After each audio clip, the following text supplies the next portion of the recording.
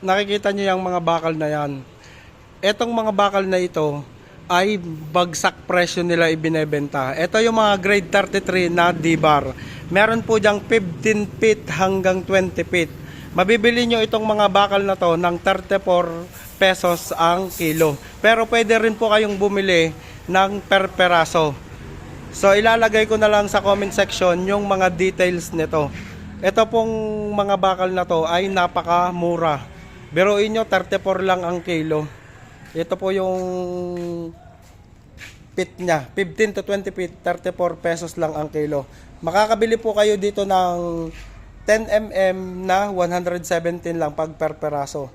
Meron din ditong 16 mm, 15 to 20 feet at meron ding 12 mm. Lahat po ng bakal na ito, yan, kung makikita nyo yan, nasa 15 tonelada yan pero marami pa raw silang parating na bakal.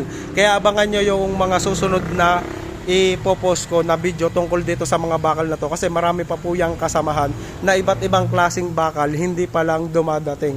Lahat po yan ay grade 33. Napakagandang klase po yan. Hindi po yan katulad ng mabibili nyo sa ibang tindahan kasi yung iba mas mabababa ang grade nun pero ito quality, 33 ang grade nya.